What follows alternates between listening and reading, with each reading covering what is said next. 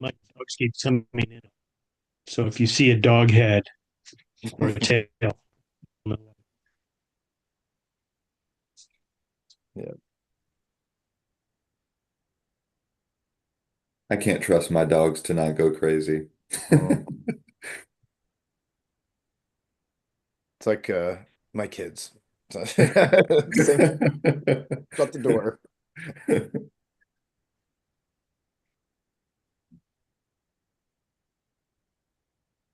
Admin. Kazem, we are ready. Yes.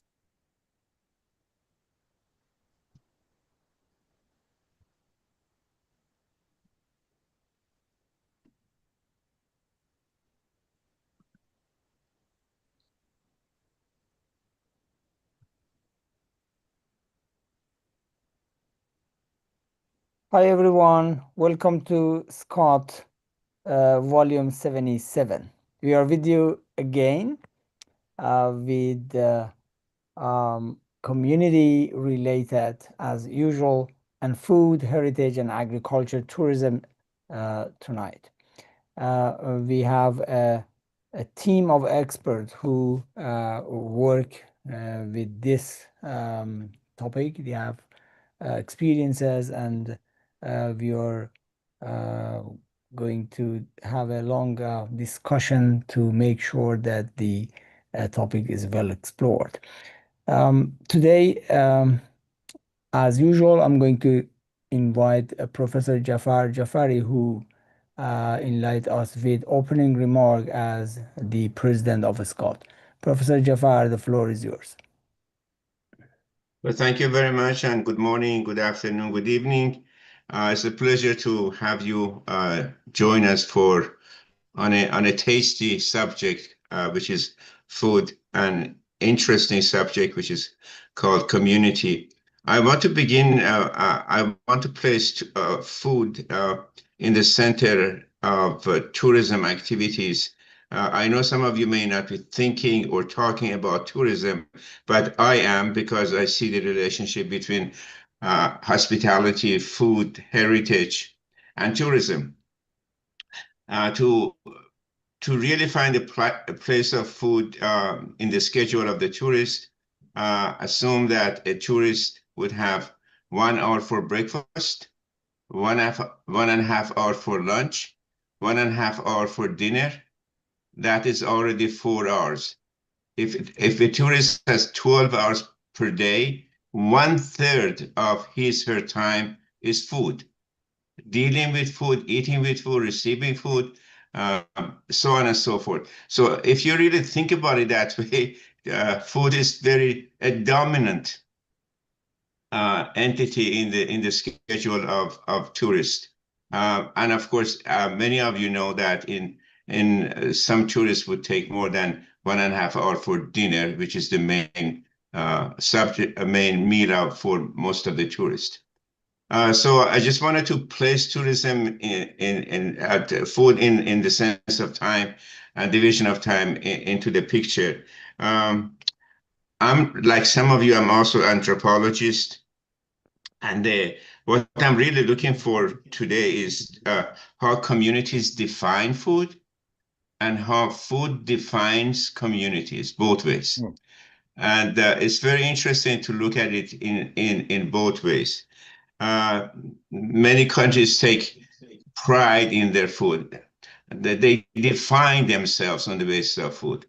And the tourists do the same way. Last night I was looking at the Encyclopedia of Tourism, and I noticed that the subject is covered under gastronomy and tourism, and of course restaurants and so on and so forth. One more point that I will be looking for is uh, it's about forgotten food.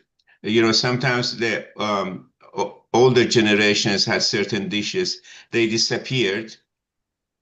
Are they coming back? Is tourism playing any role in reviving forgotten foods? And I think the answer in many communities is yes. So that would be a very important way of looking at tourism, functionality of it.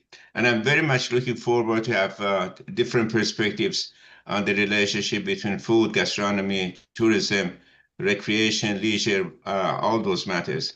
I welcome you to this webinar, and I'm anxious to have your points of view. Thank you. Thanks. Thank you, Jafar, for enlightening us with your very deep opening remark.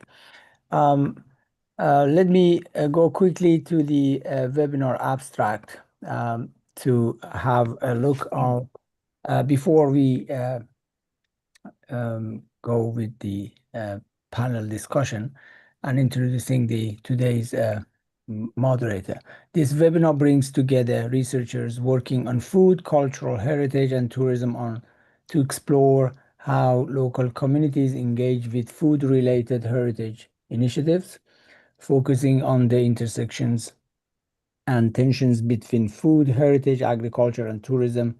The discussion examines real-world context, such as agritourism, food festivals, museum, restaurants, and slow food activities, UNESCO-designated sites.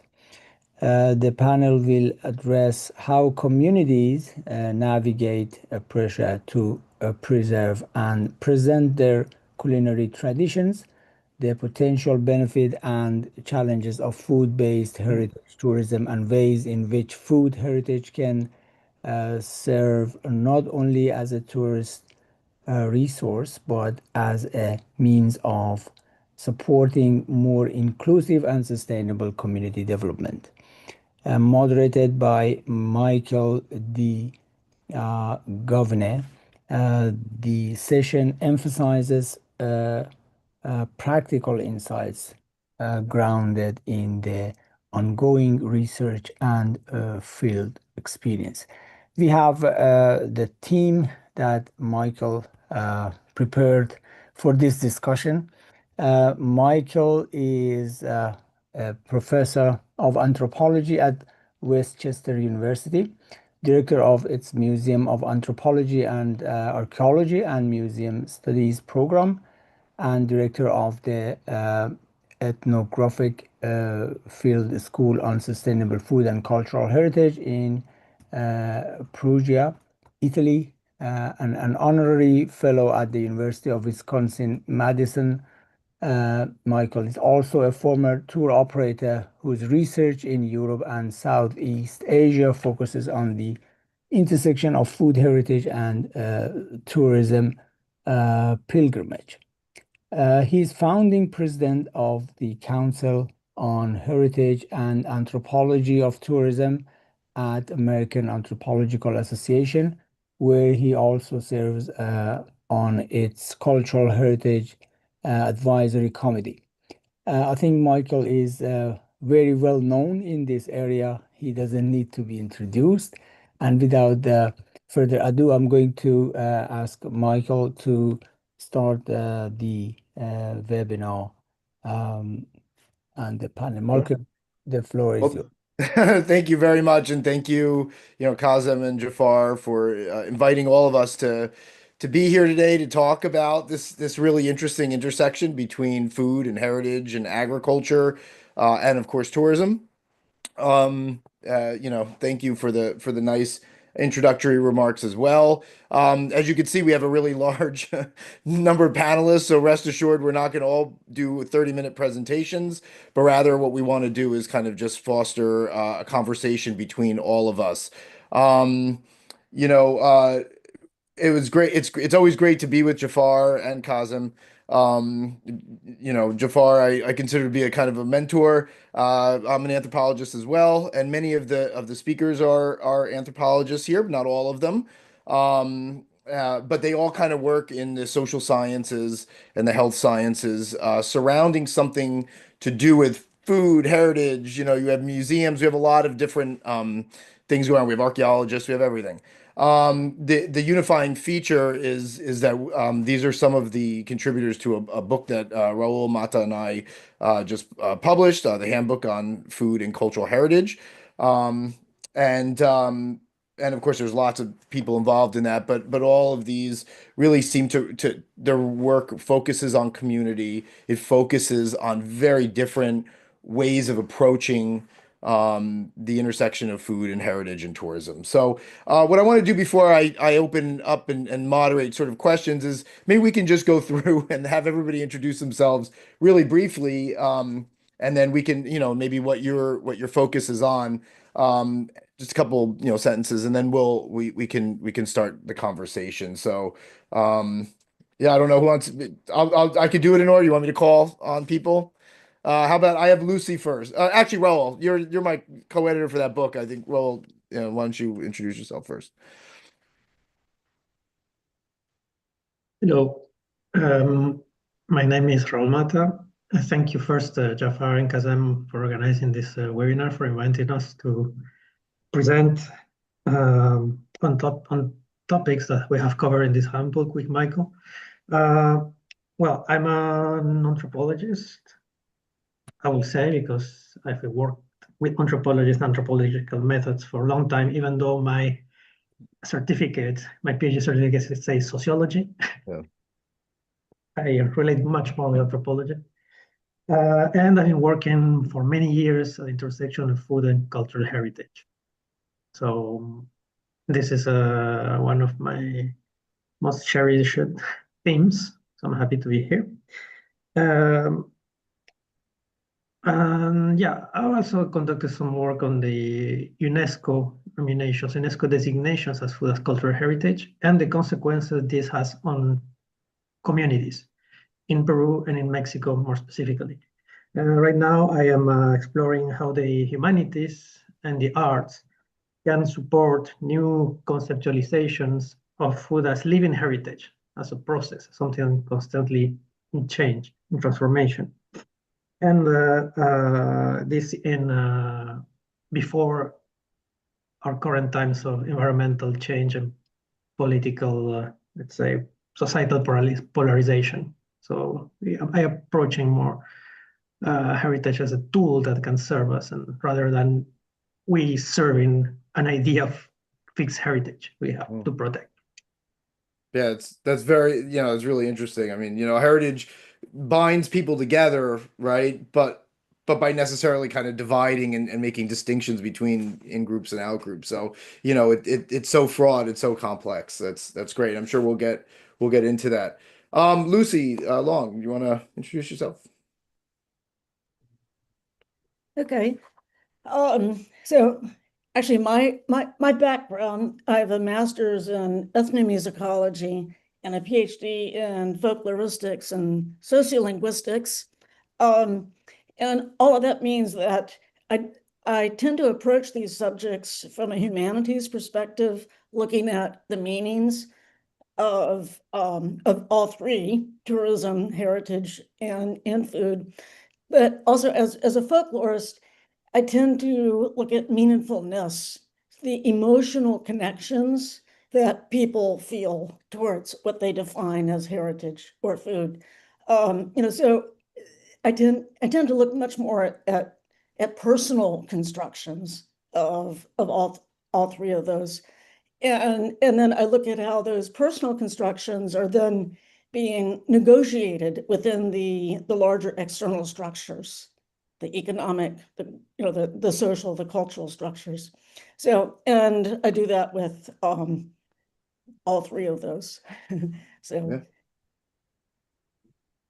Great. Well, thank you very much. And of course, we can't talk about culinary tourism without mentioning you and your work, so which is always really great.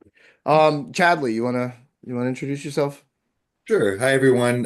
Thank you for being here. Thank you for having us. My name is Chadley Hollis. I am an agritourism consultant, but I'm also working on my PhD at the University of Georgia.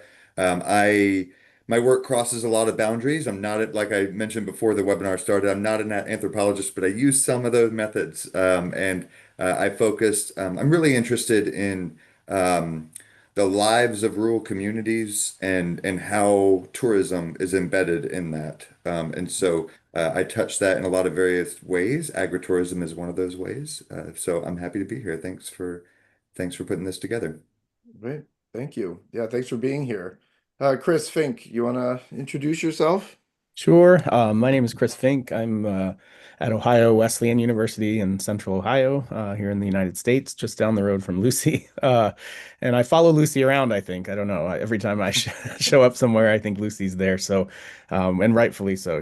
Her work is amazing. So, but I'm one of the yeah, people just like Chadley mentioned. I think I've found my way into anthropological methods, but from more of a community and health sort of perspective and background. And so um, I've written and done work around festivals. Very interested in how festivals reflect some of these things with heritage and through food and more. I also work with Michael in Perugia, Italy. So that's sort of where that part started. There's some really great and interesting rural festivals. That called Sagre that I have had the chance to work with, and recently also interested in these kinds of questions around who keeps people in and out of heritage, particularly in Cuban and Cuban American kinds of contexts. So yeah, I'm really, really thankful to be here and looking forward to the discussion. Yeah, thanks. And I follow you around to all the festivals in Perugia, you know. Perfect. And my students. Jonathan Mabry, you want to talk? We've collaborated together as well. Yeah, I think my dogs are going to start barking. Oh, sorry about that. All right, I'm going to close the door to my. I'm gonna skip you because of those dogs. Blanca, I'm gonna skip you real quick, and then Blanca, you wanna do that, and we'll come back to Jonathan. Yes, I have a dog too. Oh, Hello, I'm Blanca. I'm from Mexico and I'm an ethnologist, and I hold a master's degree in science communication here in Mexico also. And I currently teach ethnology and ethnomusicology also in the National Autonomous University of Mexico. My research focuses on topics related to sensory turn, food cultures, museums, and community interpretation centers. I developed a research on food systems within the indigenous communities in the northern part of Mexico. And recently, I have been working with, museums is like my obsession, and we'll talk about that later. But recently, my most recent focus and interest is with traditional women cooks in central western Mexico and how they are active members of safeguarding their cultural heritage, mostly the tortilla making process. So it's very interesting right now. I'm obsessed also with tortilla making process. So we'll talk a little bit more later. Thank you. yeah, it was great. You showed me some of those videos. They're just great, especially the ones where they're making tortillas with like images on them and everything, Yes. right? So cool, so cool. All right, Jonathan, you're back. While my dogs hello everyone. Michael and I have known each other for a long time. We've collaborated on some publications, but I'm primarily an archaeologist, and that gives me a perspective. I think I look at cultural change at large scales of time, which is useful for Arizona because we have the longest continued agricultural history in the, say, extending back than 5,000 years. And Tucson's identity as as the designated UNESCO Creative City of Gastronomy in the USA is really rooted in food as living heritage, not cuisine, and this identity uh, links living food heritage and sense of place and sustainable development. So I look forward to talking about those topics with all of you today. That's great. Thanks. When you're talking, you're going in and out, so I don't know if maybe like talk closer to the mic or whatever. And then Valeria, I think you're last but not least here, whom we've known for each other for a long time too. Thank you, Michael. I'm Valeria Siniscalchi. I'm anthropologist. I'm professor at the École des Hautes Études en Sciences Sociales in France, where I teach economic anthropology, political and economic anthropology. And my focus is activism, economic experimentation and experience, and alternative practice inside or at the borders of the main economic system. And my main recent fieldwork was on the slow food movement. I did a long fieldwork inside the headquarters of the association and the slow food movement in Italy. That I approached as a political and economic global movement. A second recent fieldwork is about vegetable basket distribution in the region of Marseille in France. And the third one, on which I am publishing a book this month, is in Sardinia on struggles around cheese production, regulation, and circulation. So this is my and so thank you to everybody. Great. Well, thank you so much. I mean, as we have here, we have a diversity of perspectives, also of focuses, which I think makes this really, really fruitful.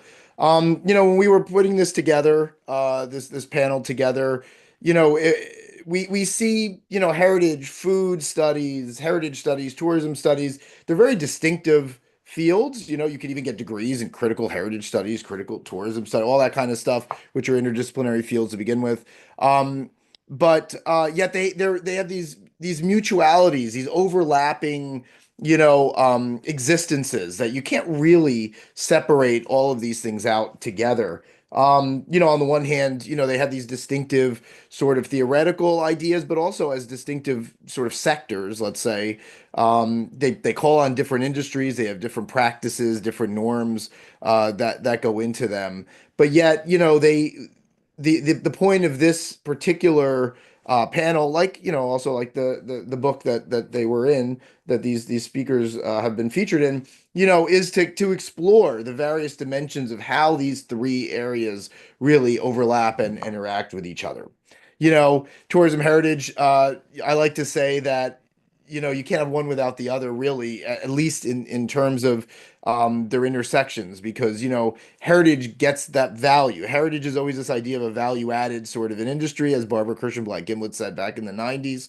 And it gets that value precisely through tourism. I mean, you're going to travel somewhere because something is exceptional.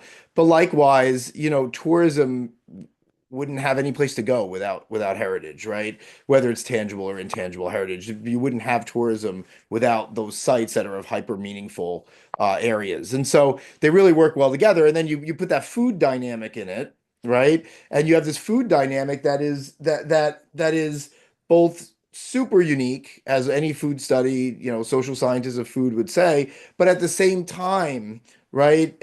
It's one of these universal things that you can see that is always in every culture. And as an anthropologist, we don't like to talk about universals. There's like literally maybe 3 universal things in this world, eating, death, and taxes, or something like that.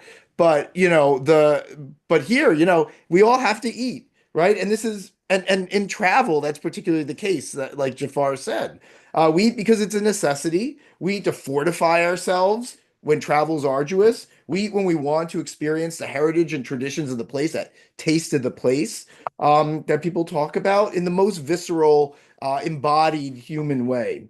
And so, but even that, right? Taste is not a universal thing.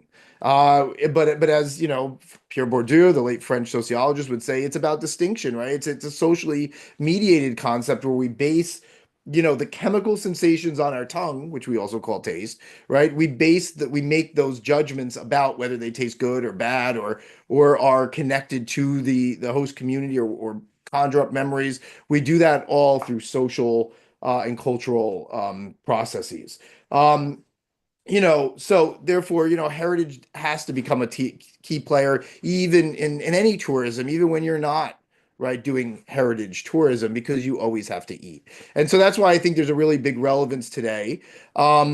but also it's irrelevant for the community. So we're tasked here with focusing, as Jafar said and Kazim said, on the smaller scale communities, especially those that maybe have more traditional bent, that are feeling the tensions of kind of globalization and standardization of the food systems. And it's, again, the local communities, there's a lot of it's also complex and fraught, right? Locals themselves can stand to gain from heritage tourism or tourism in general through their food, but we know, that it's a misconception to think that they're necessarily going to gain, or that it creates economic benefits. It's very idiosyncratic as an issue, and its success varies from place to place in a very complex manner. And I think that's why this webinar is around, the Scott webinars is around, to share best practices for making tourism more equitable to local communities, because the potential's there. But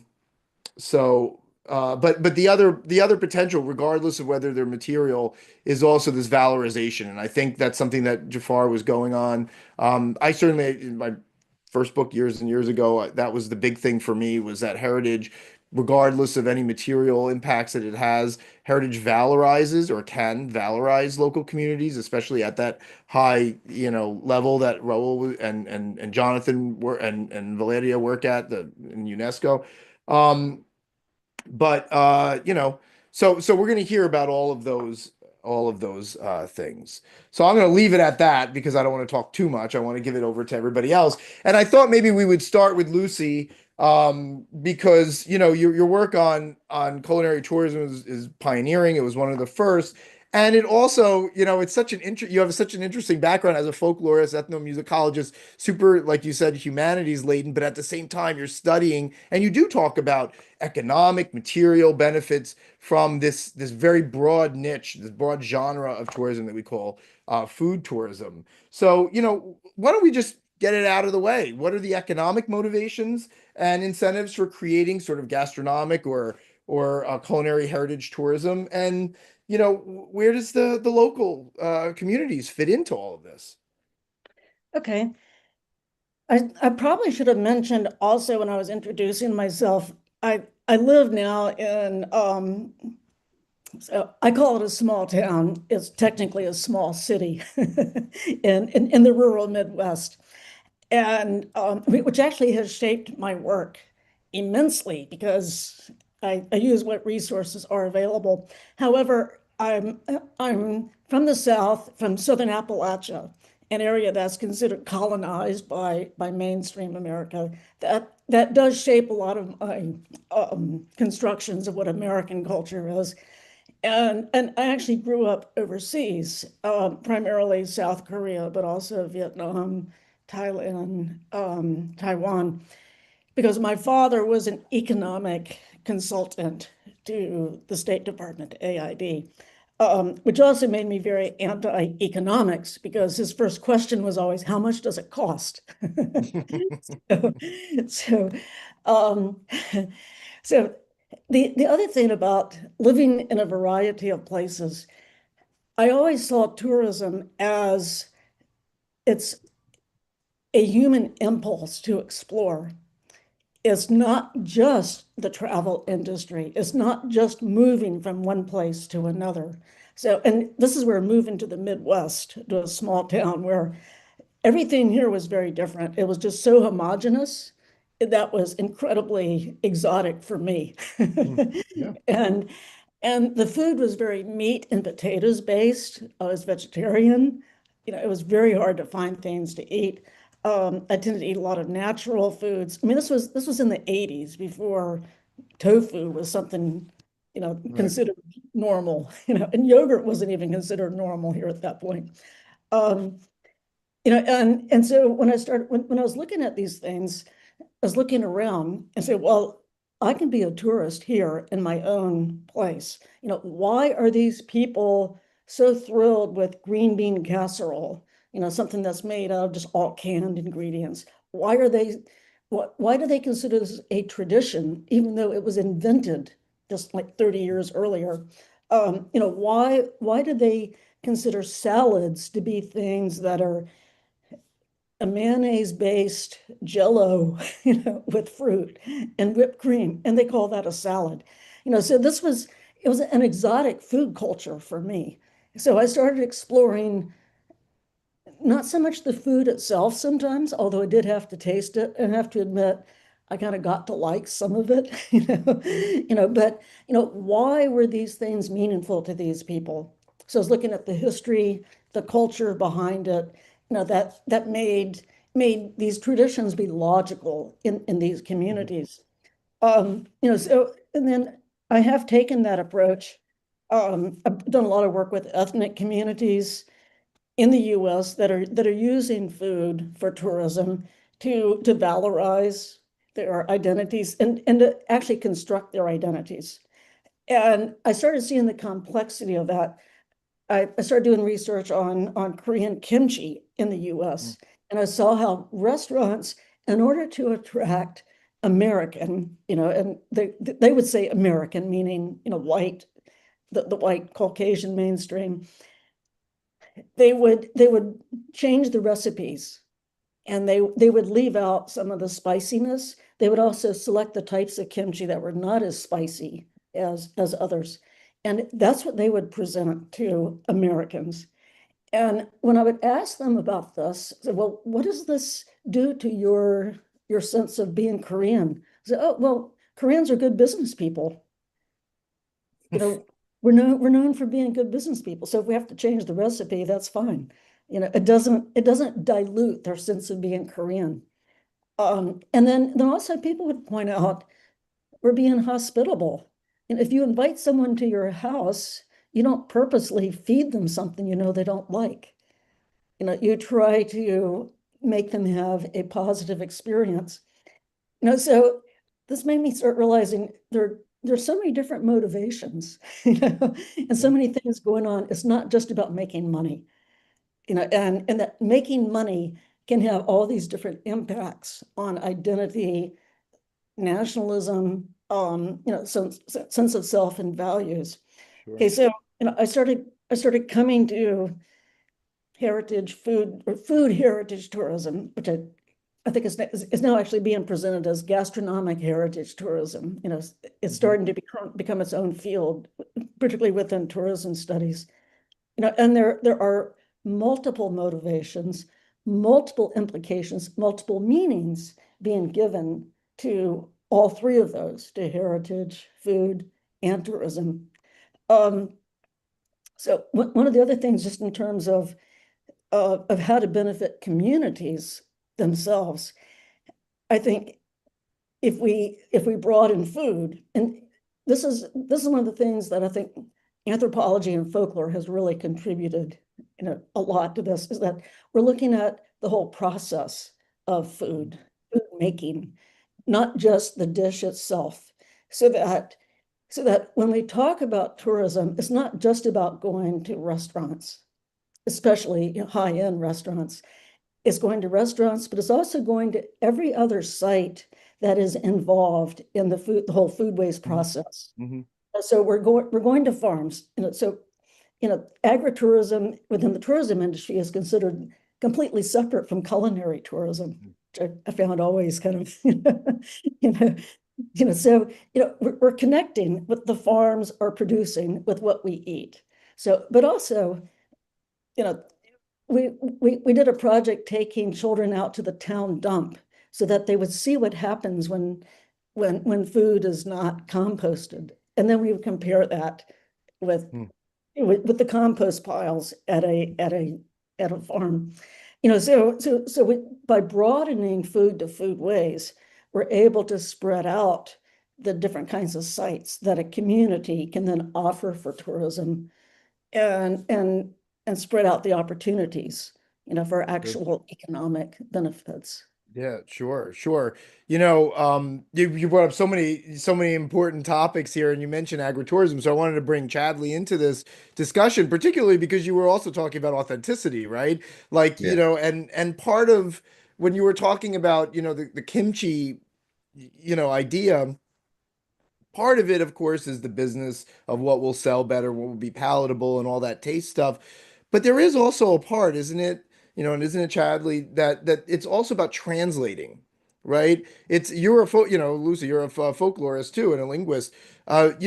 Translation doesn't happen just with language, but with lots of other practices. And so to make literally your food translatable, your identity translatable to another group, I think there has to be some sort of practice there, right, of converting. Yeah, I don't know, Chadley. And I think Lucy made a lot of good points there about that. You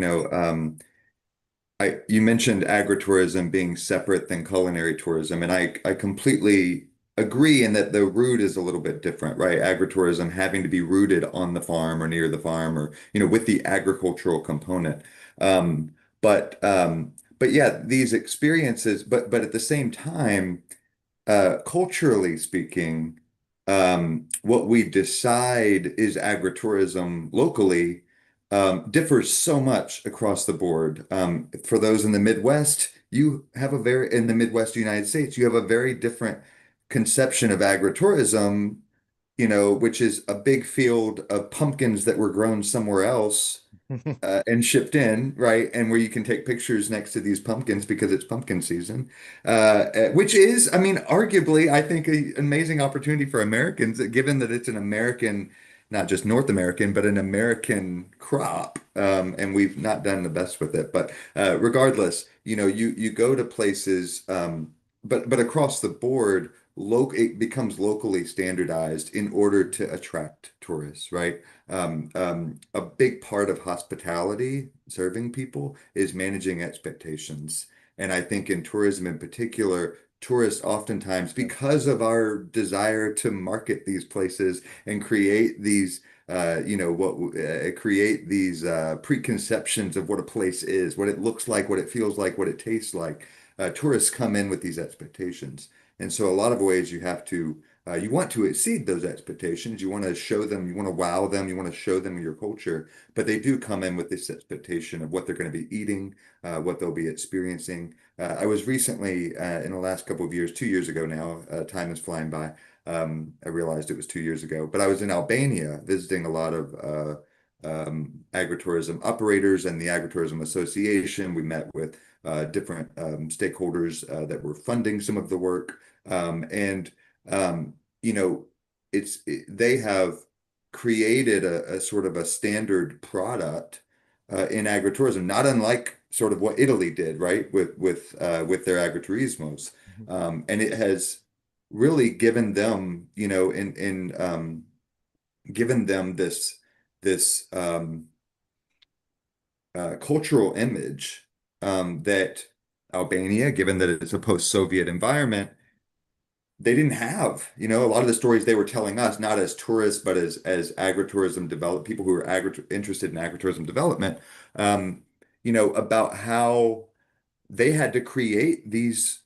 They didn't create the traditions, but they had to sort of dig up and modify these pre-Soviet traditions in order to provide something that was attractive to really the Western tourism audience. And so that that agritourism is very focused on food, right? Yes, they're on farms and maybe there's some vineyards close by and that sort of thing, some farm environments, but it really is focused on this sort of standardized plate and menu that a lot of the places offer. And So on who's doing that? Who's like, determining what that so it's process is? funded, part of the work is funded by GIZ, the German development organization. And I'm not criticizing the work. It's more so, they decided that they wanted agritourism. They're looking across the sea to Italy and saying, we have everything they have. We want to do it our own way. And it is very different. I mean, there's a lot of that what I would call Eastern European rich cultural dances that are sort of embedded in the culture in different places in that region that doesn't exist in Italy, or at least not from what I've experienced. And so they've created this standardized thing locally, but it is very unique and very different. But I always, the question I always ask is, and this is, how does that how do you take that standardization and how does it beyond economics? Because we know that's kind of a given.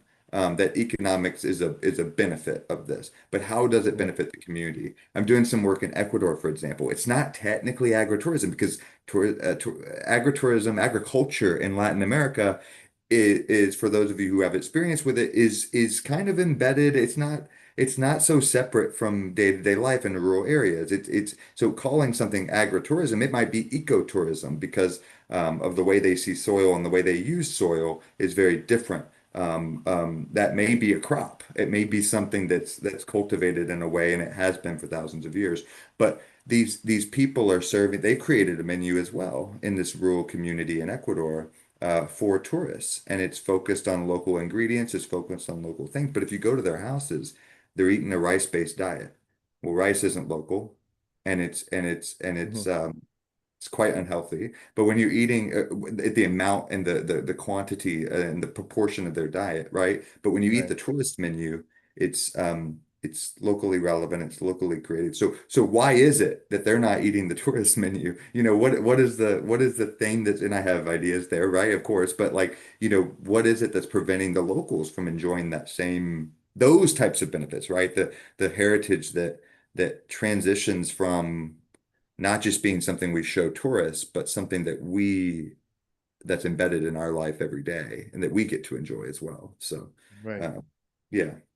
Yeah, no, that's really fascinating. I think I want to bring Chris into this because I think, one of the ways that this kind of occurs, of course, is food festivals. There's that representation again, as well. But also, Chris, I was really jealous that you didn't take me to Albania last summer when you went. So maybe you wanted to comment on that a little bit too.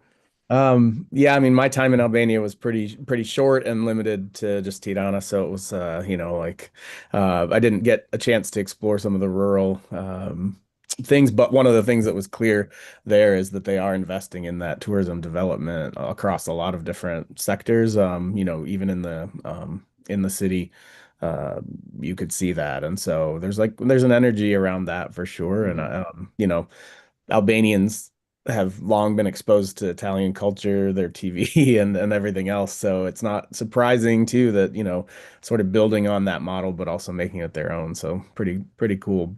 Yeah, I definitely would love to return and spend more time. But in festivals, yeah, I mean, I think, for me, I think one of the questions that I continually have is how communities,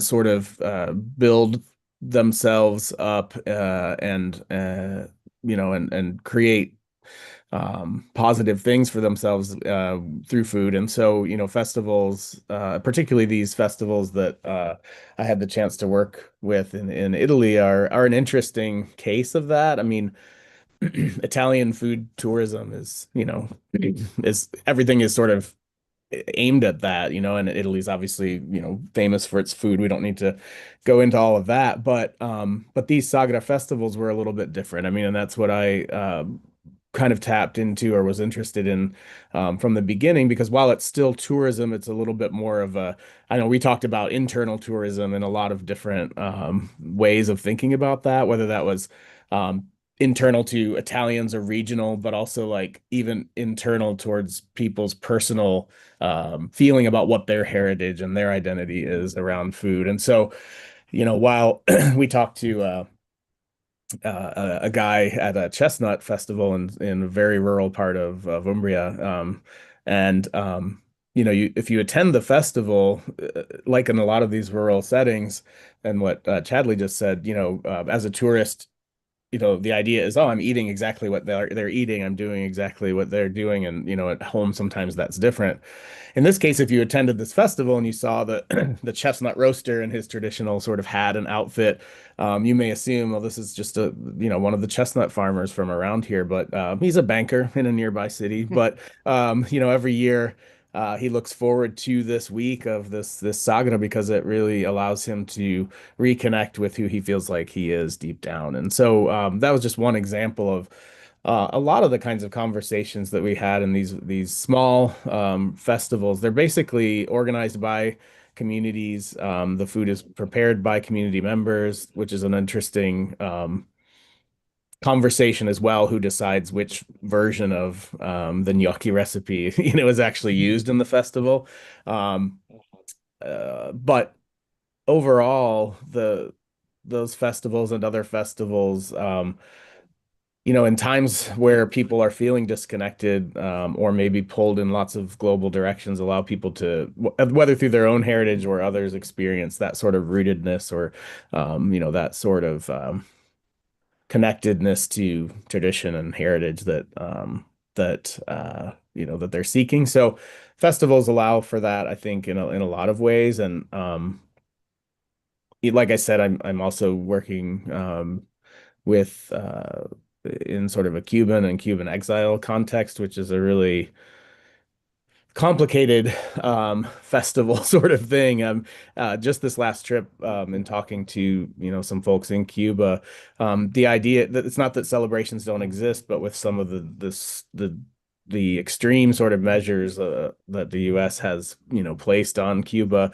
Right, you just came back. Just came back a week ago. 2 weeks ago. Food and festival may not be as salient, at least in the current environment. Not to say that birthdays and things like that aren't there isn't food present, but it's a tricky conversation. One of the most interesting things is just how communities come together and bring what they have and create like sort of joyful moments around food in other ways. So, but yeah, I mean, I found myself in this place of studying festival and coming from a community and sort of health background that might sound odd, but I found a colleague, not found her. She is amazing, Hannah Garth, who's a young anthropologist who comes from the public health arena, who's also studied food and Cuba and resistance and lots of other things like that. And she's amazing. If you haven't heard of her or seen her work, she's at Princeton now and doing amazing stuff. So yeah, the festival thing is, I'm so excited to continue to look at that, whether that's in the continued Sagra sort of exploration, but also in other environments as well. Yeah, I mean, you brought up so many really interesting points. I mean, the first one, and I think my students in my intro class, some of them are probably on this webinar, but they read a book recently, and one of them did say, like, kind of emphasizes the fact, I think it was in my intro class, that it emphasizes the fact that poverty doesn't necessarily equate misery, right? Like there's of course this thing, but people find ways of celebrating as well, like you said, and what for some of us, middle class, upper middle class Americans would say, goodness, look at this. Other people, obviously don't. They have a different perspective. I wanted to just touch on two other things that you said really quickly. I think, listening to Chadley and you, Chris, talk about like you're talking about the banker, Chris. He's letting out something that isn't that maybe is repressed, or that he really part of his personality that he can't let out all the time in everyday life. I mean, we have so much in anthropology and sociology about how tourism does that. I mean, another one of my mentors who passed away last year, Nelson Grayburn, would talk about that, right? Like, this is the opposite of workaday life. And you can play out those emotions. David Picard and I talk about that in a book, that we find the other in us. And that's one of those motivations of travel. But what you're saying too, which I think is something that we didn't think of before, is the fact that the providers, the hosts, can also perhaps, instead of saying, look, they're doing something inauthentic, but maybe they're finding the other in them and playing out and representing maybe the best or some other facet of their personality or culture that they can't, or don't have access to in everyday life. I think that's, really, really interesting. And then the other thing that you Chris, you and I have talked about a lot in these festivals is, who's doing the cooking? Aren't there also kids doing the cooking? And they're teaching the children, the next generation. There's a little bit of transmission of that, right? Yeah, in these festivals in particular, kids start working at the festival when they're young. Delivering, the first job you get is delivering, sustainable and not reusable, but compostable silverware.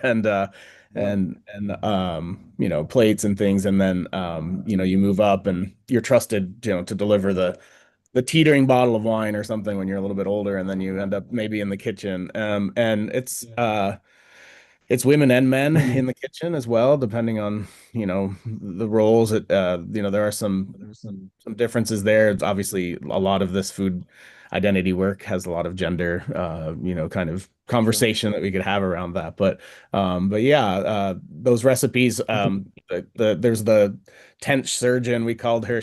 That's her nickname, but she's the one who is able to make a porchetta out of a fish, a carp, you know, and so those recipes are passed down. And we actually, one little tidbit, we in Cuba again, we were visiting it's called Finca Tungasuk. It's just outside of Havana, but it's owned by a woman from Nicaragua and her husband who's from Peru, and they have a long history of how they ended up there in Cuba. She's a French trained chef, and he you know, has some other background. But one of the most interesting things is that when I just did an oral history with her, focused on her story, you know, her life and how she ended up there. But when she came back in, when she opened this agritourism opportunity, she hired a lot of women from the area who she's sort of teaching new ways to prepare some of the more traditional things that they have available to them. And so one of the things she talked about was kind of being a mentor, you know, for them. And I know that's not festival related, but it's that interesting kind of transmission of knowledge. And in this case, someone from Nicaragua who's using local ingredients in a different pattern, and then teaching these other women some new ideas and stuff. And it was just kind of cool to talk. Yeah, that's cool. Yeah, I'd like to. Yeah, Sorry, I wanted you go to ahead. do that. Yeah, come on in. That was exactly what I was gonna. I wanted to chime in because in this conversation, several of you interesting aspects of, and they're really these temporary public spaces for performing culture and preaching, as many of you pointed out, and for building pride and community identity. So they're really civic issues for heritage. Right. Yeah, you're going in and out again, Jonathan. I'm really sorry as well. Oh, sorry about that. Yeah. But you know, the transmission of heritage is really important also in your work with the cities of gastronomy, because what I think is really interesting about that as a UNESCO initiative is, of course, not just this preservation, let's make this thing static, right? But you have to you have some burden of you know, of showing in your nomination packet that you are transmitting, you're actively transmitting culture, right? But also inventing too. It's not just this static thing, but that in that transmission process, you can feel free to kind of innovate as well, like, you know, Chris was kind of saying, and others. Can you speak on that? Hopefully. It doesn't. Is that to me? Yeah. Oh gosh. Well, yeah. So there are forms of recipes for sure. Food is those are food that are not made at home. It's its own category, and so to your point about invading with food.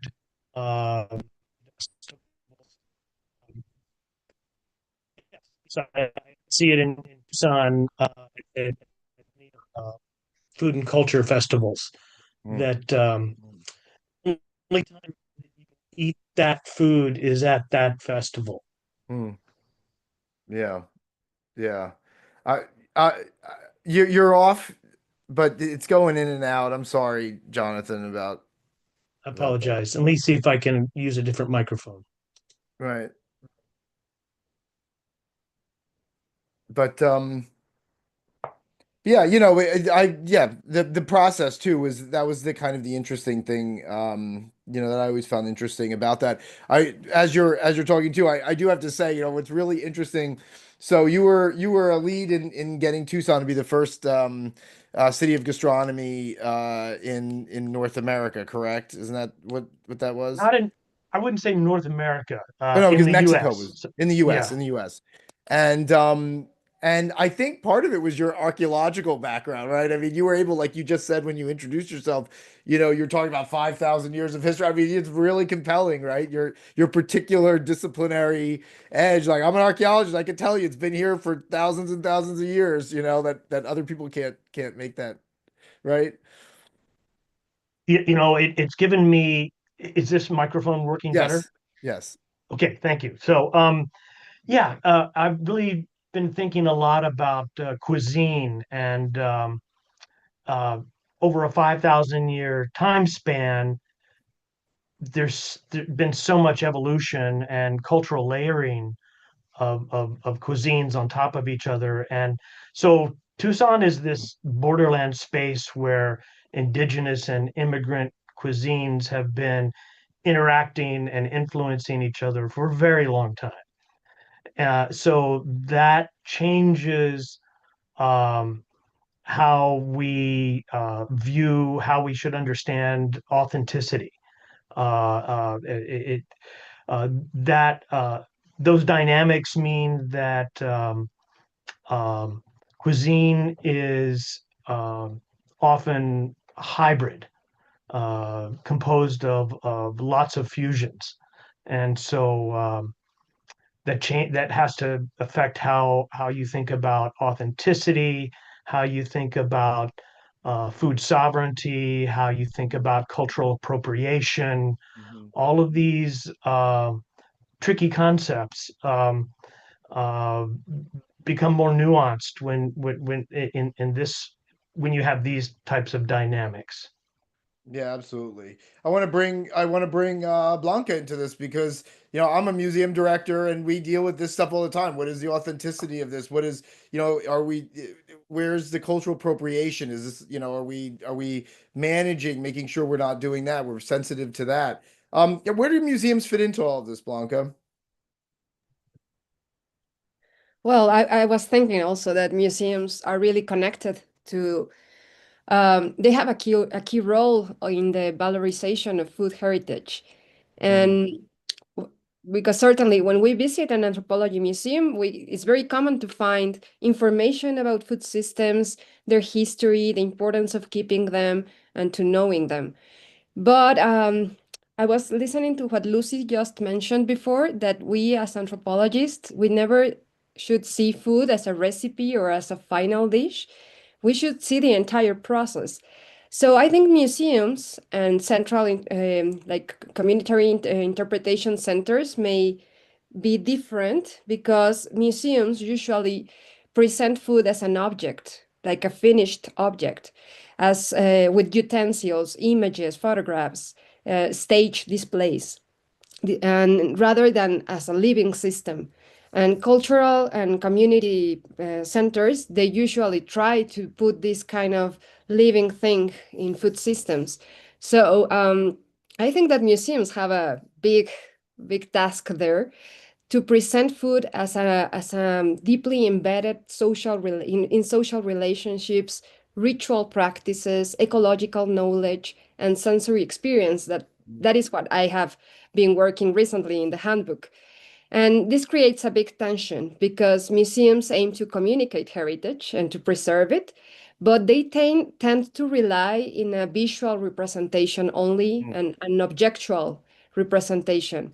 And they cannot fully capture multisensory and relation to nature that is within food systems. It's it's central to food systems. So I think we need a more effective way to communicate food systems in museums. In general, like this kind of big academic museums, we need to rethink how to incorporate experiential and something like more alive for about food systems. And I think community-based interpretations are the key to Right. open the door that we are missing. So we have a big challenge there.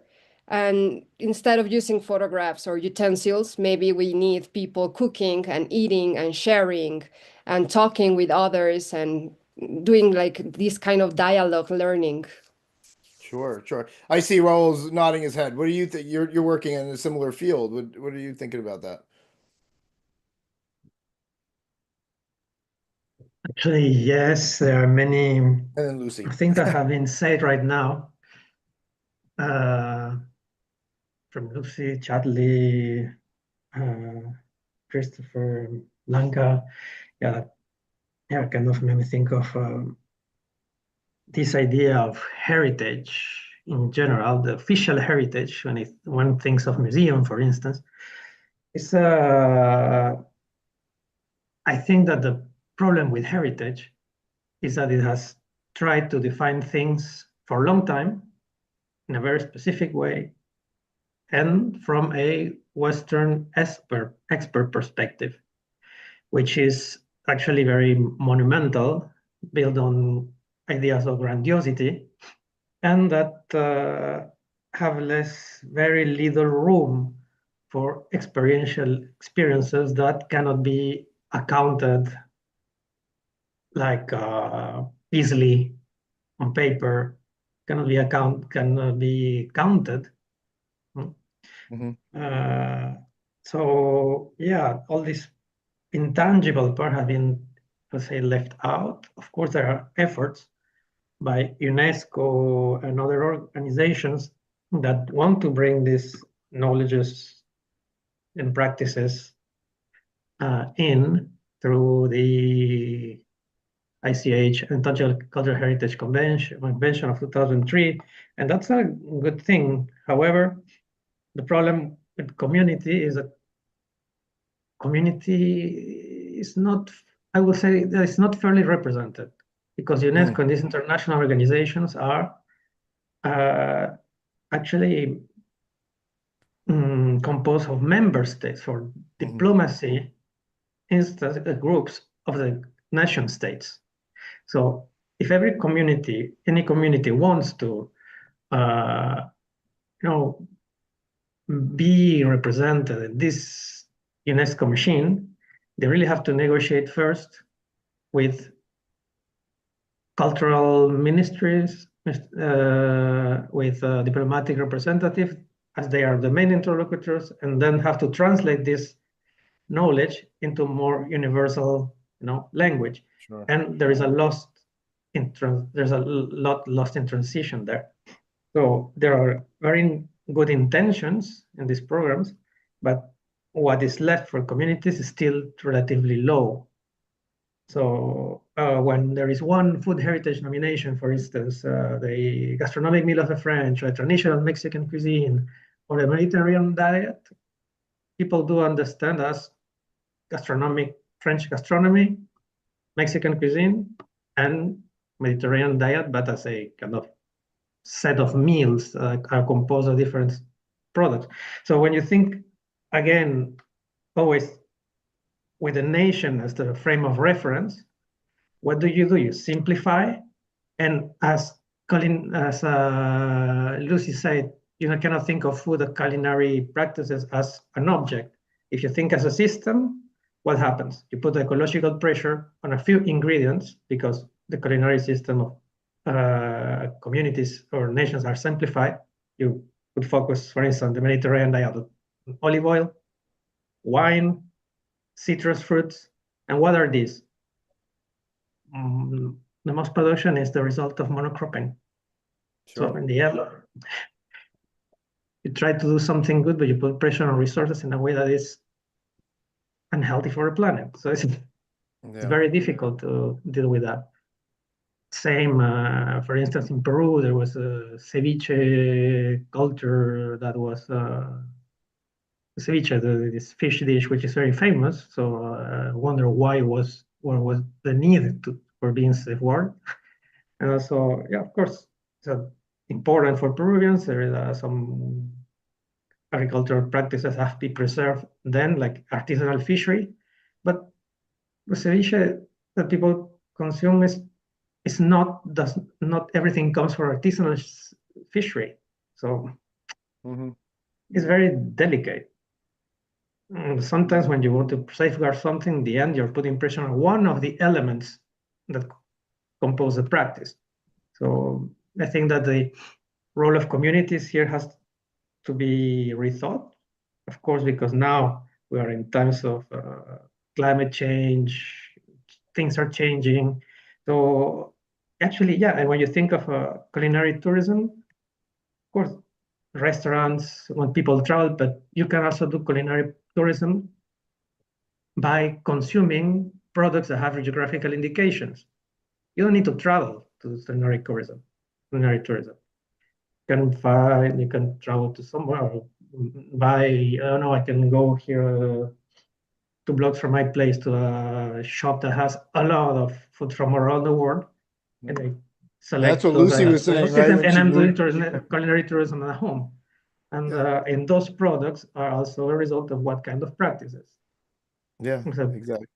So AGPs, and there is a need to create a new dialogue between these geographical indications and ecological stresses, and also how communities can help to debunk a lot of myths around terroir, locality. I think that they're not part of the discussion sufficiently right now. Yeah. I mean, I think you're talking, all of these things that we're seeing, there's this historical, but also political sort of background that, like you said, is often really simplified in these festivals or in the, obviously City of Gastronomy or museums. I mean, I'm thinking you mentioned this stuff. I mean, I just did an interview, on, the newest food designation with UNESCO, which is the Italian cuisine. And it's like, what is that? And who actually as an Italian and Italian American, all the meat, like my Italian American social media was blowing up. They were so excited about it. And all I thought about is like, if the Italians thought that knew what you think is Italian food, like spaghetti and meatballs and chicken parmesan, they would be like, you guys have nothing to do with this cuisine. But at the same time, politically, Italian cuisine as a concept came up through immigrants who came to America and were kind of pushed into that niche. And so it's really, really complicated. I mean, what is authentic? What's the politics behind that? And so on. And I know I'm conscious of time. I mean, Valeria, this brings up, really this, and I know Lucy, you posted in the chat, and I appreciate that. Valeria, you work on food activism and politics and the slow food movement, which was one of the biggest political, activistic movements. Can you shed some light on this? Yeah, thank you. I was thinking, first of all, I was thinking to something when you spoke about Italian style cooking. There is one of my PhD students, she's Italian, and she say that her French friends here in Marseille say there, oh, what complicated is to be Italian, because you cannot do that, you cannot not do that, you have a lot of rules that are impossible, and sometimes no, sorry. So to go back to food activism, this is a notion that we started to use with Carol Kunian in 2010 with an objective that was a comparative one. So our idea was, can we put together things that seems very different in terms of scale, in terms of objective, so from buying groups to campaigning for critical consumption, urban agriculture, or more structured movement as slow food, La Via Campesina, and so on. So we try to think together to these different forms, occasion in which food became the main objective to change something around the economic system, the way to control, to have something that is more democratic, in which people can put the hands and try to change it. So the idea of our idea was to see how people use food to contest something around food, and to contest also the economic and the political system, not only food. through food, you can do other things.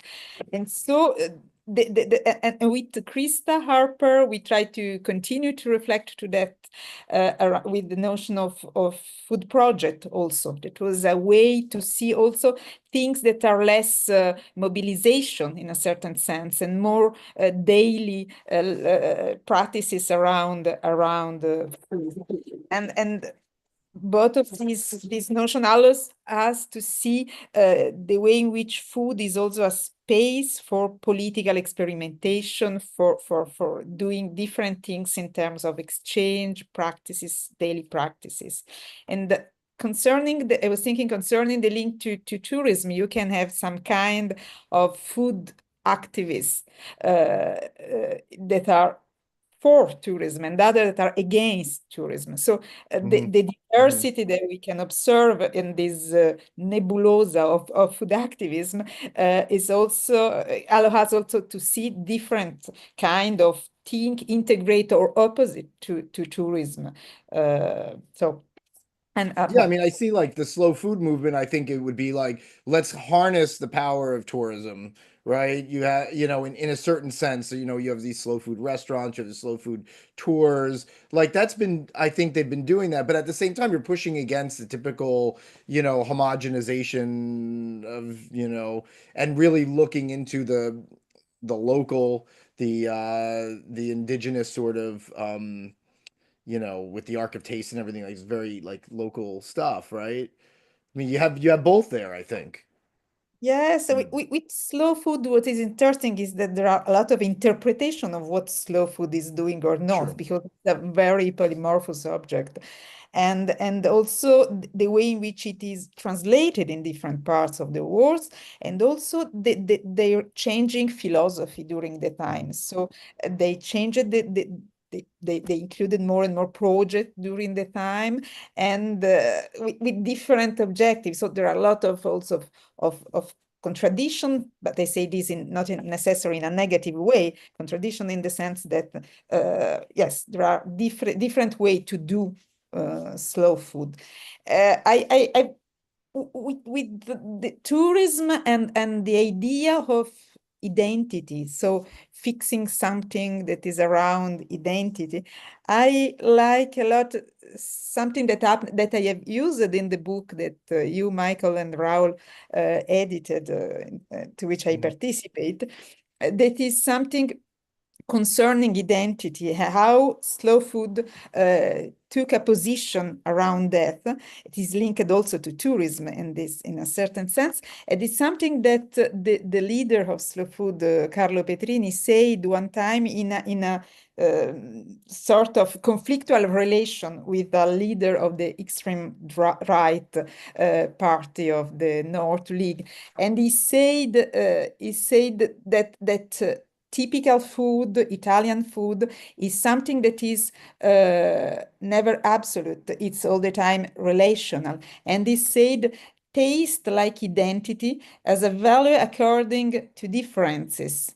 And an Italian taste identity does not exist. So this is the idea, and I think that is useful also to think not only the case of this conflictual relation about that was around an idea of a fixed identity and reificated identity and a closed identity against the others. That was that one that was carried on by the extreme right leader. Yeah.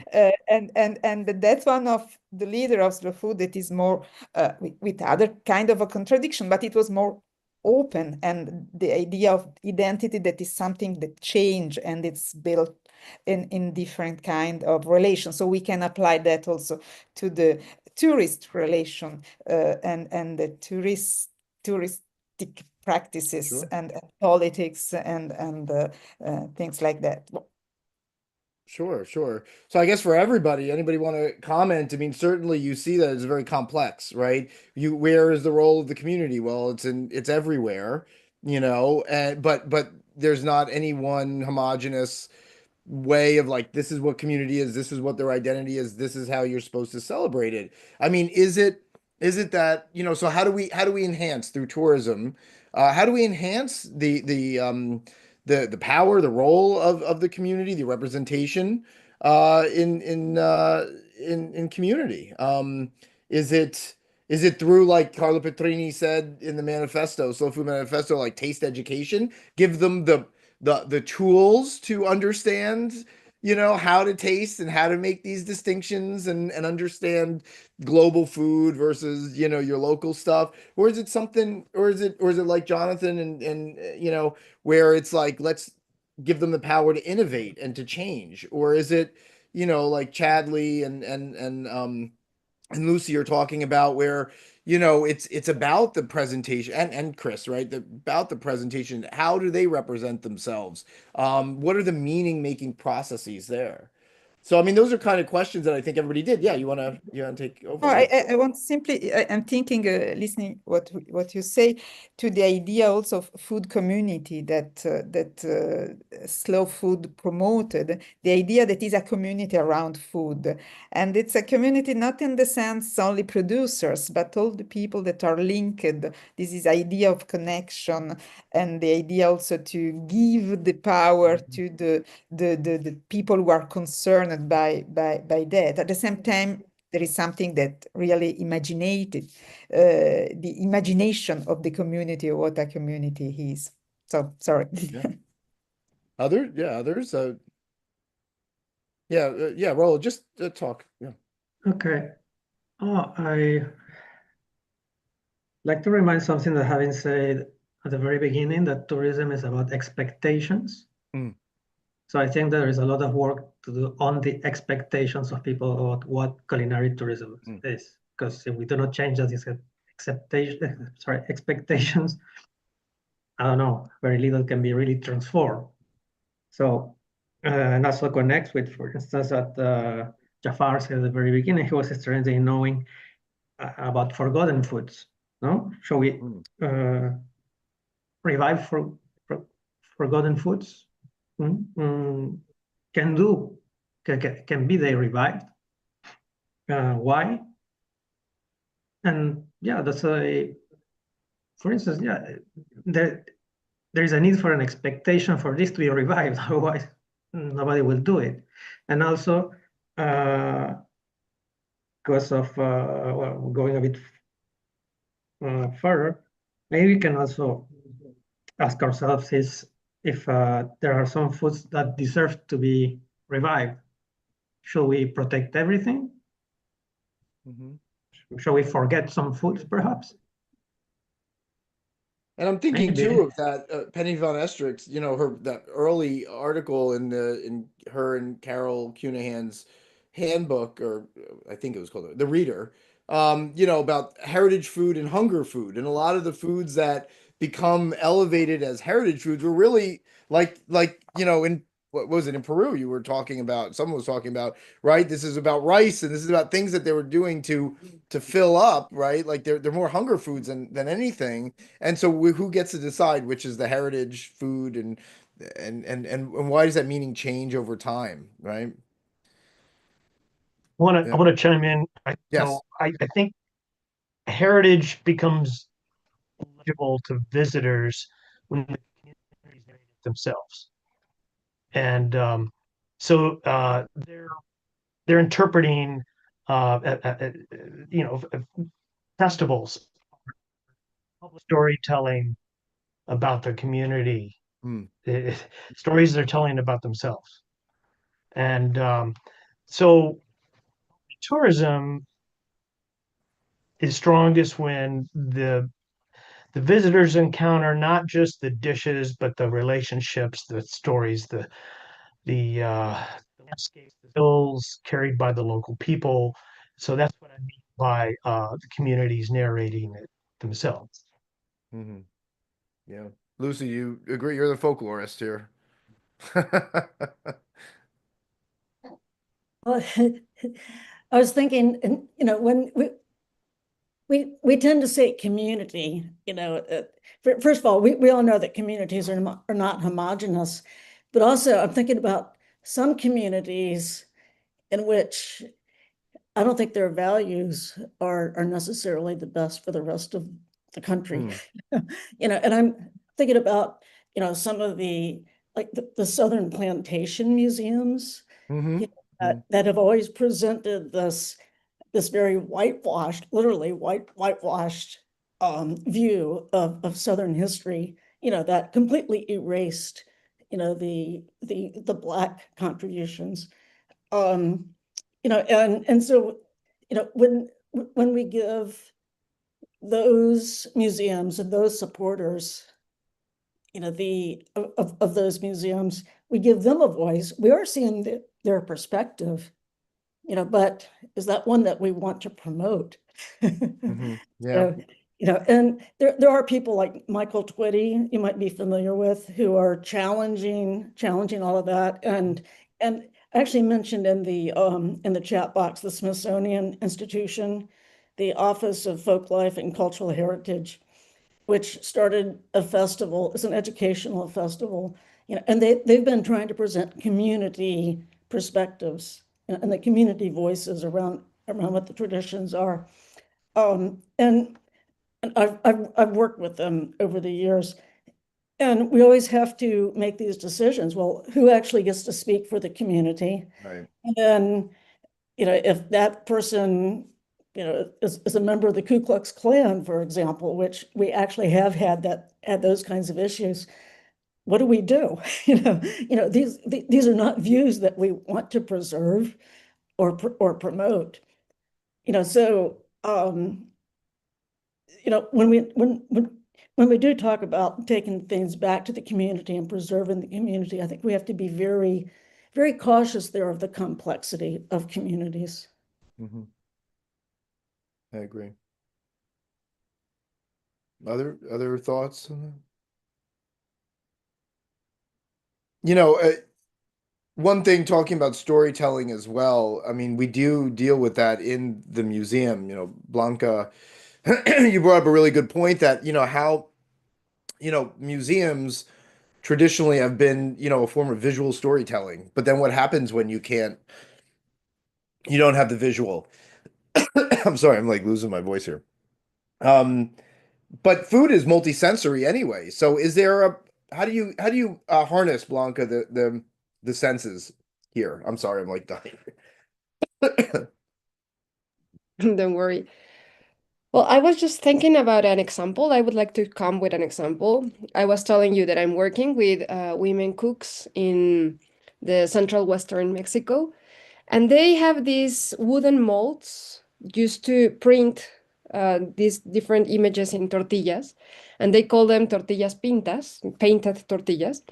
And they are used usually for celebrations and family rituals.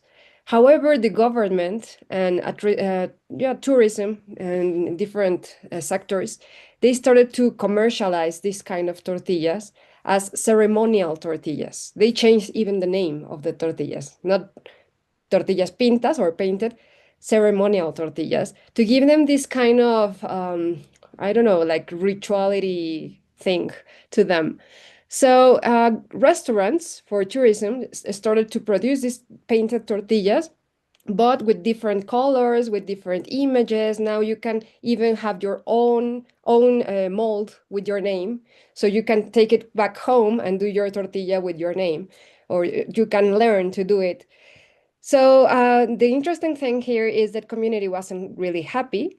So they started to talk to the government, and some women were trained by like official gastronomic schools to learn how to cook, but they are cooks. So that was kind of strange. Well, they got a certification, and now they are like approved by the government to sell original painted tortillas. But this wasn't the reality for all the women in the community. So if you go there and you talk to the people, you will see that these molds, the important thing is not the tortilla. The important thing is the mold, because the mold is inherited within the family, and most of them are like 200 years old. So the important thing here is like the family history and the way they learn things, and how the mother gives the mold to her daughter, or to even to her daughter-in-law, and all these kind of non-tangible processes that are like materialized in the mold. So the tortilla it's nice, but the important thing is all these histories, all these traditions within their families. So they are angry because they don't like it to be just commercialized. But at the end, they say, well, it's okay. You can sell the tortillas. I don't care. Because the important thing is the mold and the history within it.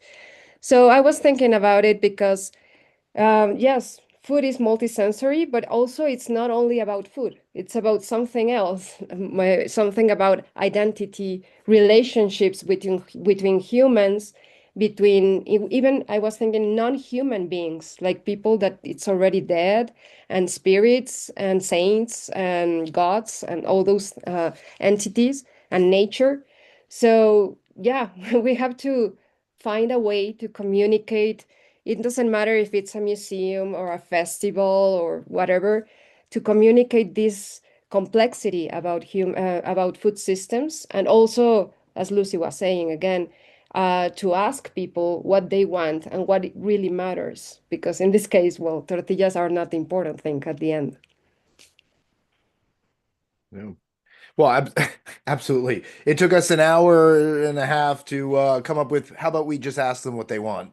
Right. I mean, that's really like, but it's true, right? I mean, because we can go and talk at this high level, and at the end of the day, it's like, what do they want? What can we do for you? And I think there's also something to be said. Somebody said it earlier with the fact that, I think maybe even Raul said it, this idea that maybe it's about helping the tourists to understand their own practices and how it impacts, the community, and how they can be better, better embrace, in a sustainable fashion, the community. Yeah, I think, there's a lot here. Do anybody else have any thoughts, or should we take a break? You want to say? I'll introduce, if I could, Kazem, because I think we have this break for a couple minutes where you show a video. And there is a video that we're going to see on in Beirut. A person, he's a very well-known, celebrated entrepreneur. I don't think he's trained as a chef, but he created the Souk El Taib, which really brings in a lot of different groups from Lebanon. And then he created this very well-known, well-prized restaurant, which I believe may have closed now, called Taulet. And essentially what he does here is, he says, actually, we interviewed him in the book, and, the quote that he says is, the only thing Lebanese can agree on is food. Right? We are so different. We're different, kind of cultural groups, tribal groups, religious groups, rural, urban, everything. And so the only thing we can agree on is that we love food. Food, it's this kind of unity and diversity sort of thing. And so what he does, again, addressing, Jafar's question about forgotten foods and valorizing them, he brings in the old ladies, right? The pasta grannies, as in Italy, kind of a thing, to have one day or a week where they cook their own particular food from their heritage. A lot of them are the ones that people don't really know or eat anymore. And so the menu is always changing as these different women who are representing different groups cook that food. And so so there was a little, we figured that would be a nice little video to see, because it talks about this culinary tourism, obviously, but also this heritage and valorization as well. So we thought, especially given, it's Lebanon too, that we would show that while we take a little break. How that sounds? Perfect. Great. Let's watch the video. Great. Where food tells the story of the land. From farm to table and from heart to plate, I'm at Souk El Taib and Taulet restaurant, where every meal tells a story. In the heart of Beirut's Mar Mikhael district is a place where Lebanon feeds both body and soul, where farmers, cooks and artisans gather to share what they grow, make and love. This is Suq al Tayyib, a farm-to-market movement built on community, culture, and the flavors of the land. More than just a market, Suq al Tayyib is a living archive of Lebanese tradition, from fresh fruits and vegetables to herbs, flowers, and freshly squeezed juices. There are handmade pastries, pickles, and morni, artisan soaps and cosmetics, natural skincare, locally grown produce, books, preserves, and even a butcher hand-making kibbeh sandwiches on the spot. We met a man from Rashaya with shelves of morni and grape molasses. I picked up a bottle and it tasted like autumn in a jar. There was an award-winning marmalade maker with rows of glowing citrus jars. I do marmalades, they are not in sugar. My sugar is unrefined cane sugar in small quantity. I do marmalade and I cook with marmalade. All my products are vegan, low sugar. I use the same sugar all through. And my recipes are my recipes, I invent them. Very nice. And I do seasonal cakes according to what season we have. Today I have apple cake, carrot cake, chocolate, and orange. Okay. Would you like the taste? Okay. Sure. Taste. Yeah, let's taste. And An Armenian Lebanese home cook sharing the flavors of her family kitchen. Vegetarian. Okay. Pizza Armenian. Spinach. Spinach. Yes. Smajin. And ورا العنب ملفوف ايش تبوله ارمنيه كله فيجيتيريان. اوكي. انا قليت ارميني. كله فيجيتيريان؟ يس. انا قليت ارميني. وهون هيدا كمان مامتي باللحمه. باللحمه، هاي باللحمه. انا قليت ارميني كثير هيدا هيدا معموله بالطحينه. اوكي. ما بالزبده ولا اويل، هيدا السكري حلو. اوكي. في عنا دبس الفليفله. هيدا بيستعملوا لكل شيء، للطبخ، لصوص بيتزا. A vendor named Cookie selling crunchy golden cookies. أنا كوكي، أنا بعمل هوم ميد كوكيز. Very yummy cookies. في قصص healthy. بعمل قصص مثلا brownies healthy. Okay. No sugar, no butter, no flowers, no dairies. وبعمل fresh the yummiest brioche and the cinnamon chocolates, the yummiest ones. بعمل sablé. بعمل اكل كمان. اوكي وبتعملي دليفري اكل لبنان؟ اوكي وهي اسمها Simply Delicious by Cookie. وانت كوكي. Thank you. You're most welcome. Thank you. And a beautifully curated table of local cosmetics and soaps made naturally in Lebanon. بنعمله بالبيت بزيت الزيتون، زيت الغاز، زيت الكوكونات، نفحص الpH ليكون 7 سونوباز، نقاسيد لكل انواع البشره. هاي الصابونة تستعمل للبيبي اللي بيطلع جديد فور شاور. في عنا هاي للوردية حب الشباب الحب السوداء. في عنا الغاد حساسية اكزيما مناطق حساسة. في عنا كريمات كمان مصنوعة من الشيا مادة كوكونات واكس اسنشال اويل. روايحها كثير حلوة. انت فيك تستعمل هاي افتر شيفينج، فينا نحط لك على ايدك شوي لنشوف اذا شربت التركيز. اذا حبيبتك او امك او صديقك بتحب ريحة ريحة الورد او الياسمين فيك تشم ريحتها منيح. واو واو. وهو اكيد كلها معموله بلبنان صح؟ اكيد صناعه صناعه لبنانيه اهم شيء عندي. And the Suq isn't only in Mar Mikhael. You can also visit every Wednesday at ABC Ashrafieh and every Tuesday at Irab Club.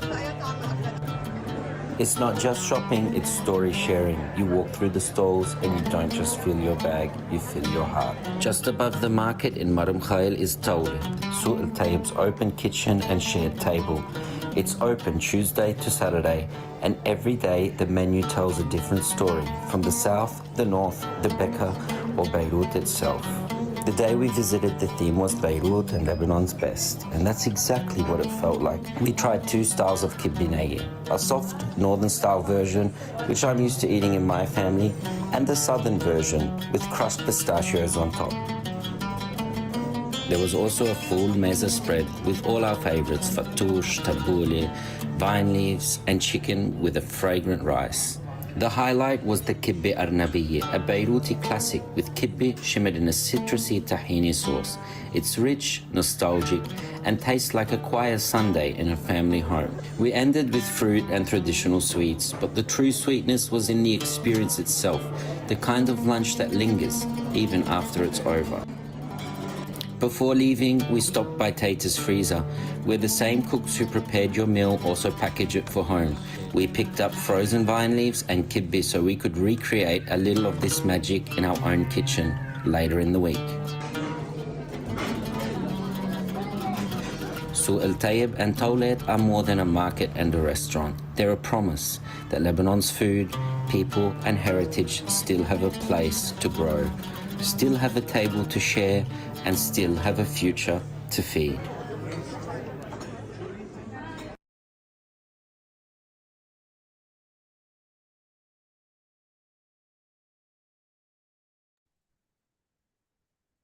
A beautiful story of food. Yeah. Yeah, and beyond that, the cosmetics, food tourism, and wellness tourism or health tourism. Absolutely. Perfect. So I would like to ask the audience if they have questions, please write your question in the chat for our speakers and the moderator to answer. And Michael, are you going to continue questions, or I maybe ask? Okay, so if I get into the discussion with my takeout lessons, so food is in the core, and in the one side we have the products, which are the materials, and this I want to take the discussion one step back to the agriculture. And as you mentioned, traditional agriculture. So agritourism is about getting more familiar with producing and the food production. Humans and nature, they collaborate, and the natural resources are used to produce food. That's why we have rice culture, potato culture, wheat culture, bread culture, or whatever the environment gives us and can make. So humans have been working with their natural resources, utilizing them in a way, in a, let's say, sustainable way to sustain the resources and to produce food. So that's why in a country we have different type of bread, and in Japan everything is associated with rice, for example. So this traditional agriculture is also part of the identity. So tourism, I think, can goes beyond or before consuming the food, can go into the traditional agriculture. And here is also the heritage. I want to mention about something similar and different with UNESCO Heritage Program, which is the United Nations Food and Agriculture Program, which is called Agriculture Heritage. And for Agriculture Heritage, they do not mention it as a site, as a they focus it as a system that is a combination of food and livelihood security, biodiversity, traditional knowledge, culture, and social social organizations, and landscape or seascape if it is in the coastal area. So the combination of all is a system that people are, of course, a very important part of it. The farmers, and interaction with the farmer, knowing the fact that how, for example, in a desert, they bring water from far away with underground canals to produce vegetables or to create an oasis. With this background, I think food is going to taste different. So I want to ask anybody from the floor, and you Michael, if to elaborate a bit more about the agriculture and the role of agriculture in food tourism, and how far activity design or experience design with the traditional agriculture can be combined with food tourism and create more sense of the place or identity. Chadley's ready to talk. I see you Well, unmuted. I just find I could probably talk all day about it, but so just a bit of background. Yes, I'm a researcher, consultant, all that stuff, but I'm also a former farmer. I grew up with beef cattle in Texas. My wife and I, somewhat recently, 3 years ago, closed our dairy. We had a goat dairy, so fairly familiar with animal agriculture. I can't speak to crop agriculture as much, but regardless. I'm very interested in the globally important agricultural heritage systems, the FAO designation that you mentioned, because again, it's that lingering question that we all ask: at what point are you defining this traditional? You have do the grapes need to be hand harvested? Because if you go to any grape regions, a lot of them, they're using mechanical, tools. And, when we had our dairy, we milked 80 goats every morning. That could not be done. And they're production goats, right? So their udders are big. You can't do that by hand. It will take you all day. You can't do anything else. You can't make your cheese. So, there's a milking system and it's pretty mechanical. You're touching every animal. And I do believe that is the beautiful thing about it, about these sort of mid-scale, small scale agriculture. And I still believe it's beautiful. I don't not do it anymore by choice. I would love to still be doing it. At what point is this, were we in Central Texas milking dairy goats? Were we engaging in with a milking machine with pipes with the water that went into our pasture, our holding tank? Were we engaging in traditional agriculture? Um, um, we treated the goats in a lot of ways in the same way that traditional pastoralists would treat the goats. We had that mindset when we went on walks with them daily. We moved them around in ways not only for our own personal well-being, but also for the well-being of the animals. Goats they love to forage, right, rather than stand in one place and eat. And so all of those are traditional practices embedded in like a modern agricultural system. Now, when you're talking about these FAO designations, they're preserving these more. They're focused on these more maybe what would you would call indigenous practices. Just a second, bud, my son. These indigenous practices that are still less mechanized, right? So my big question is, in preserving that concept and preserving those activities, that is cultural preservation, less so maybe it's a little less conservation, right? You're not allowing this thing to change as much, in my opinion. And so, is mechanization and are these more modern techniques the enemy of these communities? I guess. And I don't know. I don't know if that's what they're trying to do with those programs, but I do worry that by designating them a particular traditional methodology of farming and agriculture, it kind of takes away that ability for them to adapt and modernize. And we have to feed ourselves still, right? And if we're growing in population in many places, especially in developing countries where the populations are still growing, we do have more mouths to feed. And so, I don't know. I didn't really say anything. You just pointed right to the point. Yeah. Yeah. So in agri-heritage program, we have a concept of dynamic conservation. So your example is very true. Milking the goat that is grazed outside in a natural pastoral way has no issue with traditional agriculture. It's like putting sensory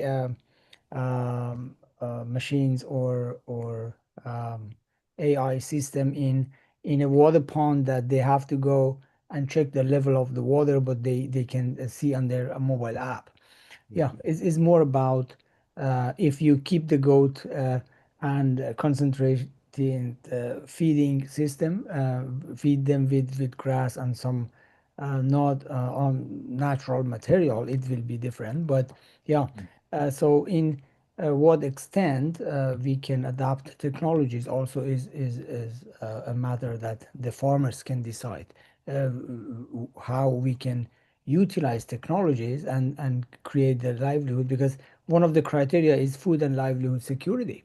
So as you said, that if you have 100 goats, we are not able to milk them with hand. Yes. Yeah, and you have to be careful not to romanticize the traditional. I mean, 300 years ago, if they had those milking machines, they probably would be using them Probably would have, too, Yeah. the other thing, I know Raul talked a little bit about terroir designations and all of that, the indications. You have, sometimes you say, well, as long as, like you said, Kazim, as long as they're kind of eating the traditional kinds of the foods, and they're getting it in the same way. You were foraging, Chadley. They were foraging for food. But then what happens, for example, Chris, do you remember, we had those earthquakes in Perugia and Umbria in 2016, which destroyed Norcia and Amatrice and these food centers. And Norcia is particularly known for its pork. The salamis and things like that. And in Italian, you would call those kinds of salamis, you call them salumi, right, Valeria? But in Umbria, if it comes from Norcia, it's so prized, they call it Norceria. And so what happens to all those pigs that were there, that has that terroir that they're eating, that grass from Umbria, and this with the Umbrian sun hitting down and the Umbrian water, they had to move them. They had to move them down in Lazio to Rome. And so is it not Norcia anymore because it's not from Norcia specifically, even though they are those pigs. And so what ended up happening politically is that the Umbrian region, or the Italian government, actually said, you can call for a certain amount of time, you can still call them Norcian food from Norcia, even though it's out of the terroir region, to kind of deal with those sort of slippery areas. It's again, it comes down to politics. It comes down to Lucy. I want to point out that there's a huge movement in the U.S. of supporting small farmers, or what are defined as smaller farmers, by doing farm-to-table tourism. Unfortunately, the tourism business and the hospitality industry, in order to survive as businesses, they have to be competitive. So they have to be producing or offering, distinctive, high quality, memorable experiences. So, which is leading to the farms that are being picked out are frequently have no connection at all to the actual cultural history of an area. They're the farms that are producing, specialty ingredients, specialty crops and all. That's a form of agritourism and culinary tourism, but in some ways it's kind of backfiring because it's frequently not supporting the actual community. It's supporting one or two farms that are catering to the more gourmet restaurants. And that's always the big debate, right? With localism, the local food system, where it's supposed to be a more circular sort of food system, but at the end of the day, any tourism does have that proclivity to vertically integrate, and then they kind of one entity covers a lot of different aspects of tourism. Yeah, Chris. Yeah, sorry.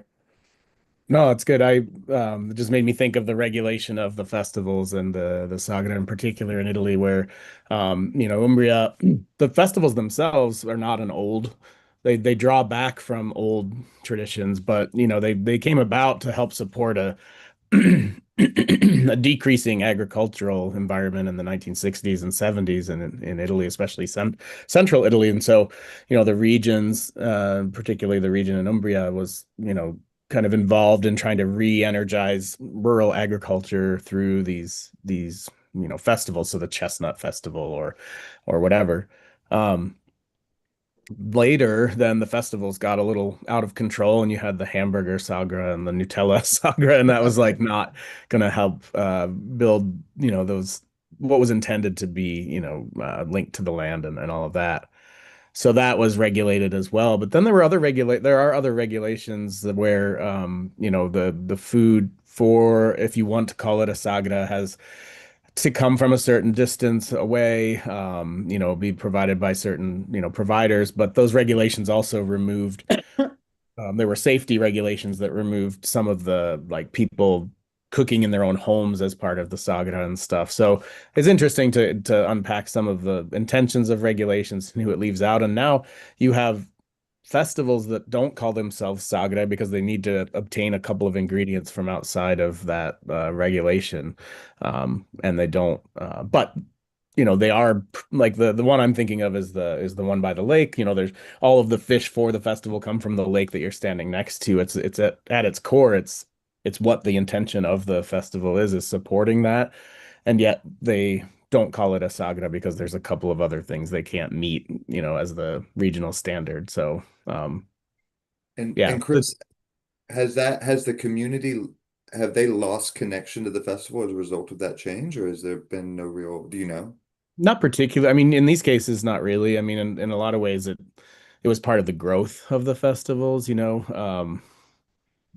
I think that there are people who remember a time in the Chestnut one, particular people would provide foods like in their, it's a mountain village, so they had kind of like, basement areas where they were storing things and stuff. And there was like a quaintness to that people seem to recall and fondly, but they also recognized that they could, with the growth of interest in these festivals and people trying to reconnect with heritage, they needed to have a more standardized process for the food, is cooked in a regulated kitchen and it's safe and all of that stuff. So, but no, I mean, they keep growing. These sagra are very popular, but mostly with regional Italian tourists. They're complicated for an outsider to navigate, quite honestly, sometimes. So, but yeah. That's such an interesting, that's a whole other, I think, topic, like the kind of taking these traditional foods. And one of the things in Albania, in that example, one of the big priorities of this agritourism development work has been food safety, and making sure that when tourists have these experiences with quote unquote traditional foods, they are made in a safe way in clean kitchens, etc., which I find really interesting. I'm a person, obviously, as you might have assumed, I love cheese. And so much of cheese, dairy products in general, are born really out of kind of antiquated, quote unquote, unsafe, quote unquote, unclean practices. But it's those unclean practices that gave us the diversity of cheeses and dairy products, yogurts, and things like that we have today. So I don't know. That's all I had to say. But yeah, it's just really interesting to me that it's this, again, it's that standardization. It's pros and cons, I guess, but yeah. Yeah, well, we also have to think, and this goes into a question that we have in the Q&A too about migrants. I mean, Italy also, they passed a lot of these kinds of 0-kilometer laws and things with certain, I don't want to say specifically for, but certainly with an intention of also excluding certain groups of people as well. So the very famous case, there were a couple of famous cases in Prato, I believe, years ago. There was this, it's a lot of immigrant communities in the center of town, and so to protect the historic character of the Centro Storico, for tourism, they banned certain, or they tried to ban certain sort of like curries and non-Italian foods because they don't want the tourists smelling things that aren't, that multi-sensory aspect of being a tourist, so they don't want to smell curries or Chinese food or something like that. I mean, McDonald's sued the city of Florence because they invest a lot of money to keep the facade of a McDonald's that they were going to enter into in the center of Florence, to keep that, in the architectural style and everything else to blend in. But at the end of the day, they're not, whatever it was, 50% of the food can't be, it is imported, and so it can't be 0 kilometer, even if they brought the meat, and they weren't allowed to open, you know. But of course, that also goes for any other ethnic restaurants within the center of Florence, that, you know, any spices that are coming in that's not, you know, it has to be imported because it's from Pakistan or Bangladesh or wherever. And so it does kind of exclude things. And there was a question, I don't know if you all saw, I don't know if the person can ask it or not. Elizabeth is able to ask it or not. Can Elizabeth, you want to ask the question if you're still here?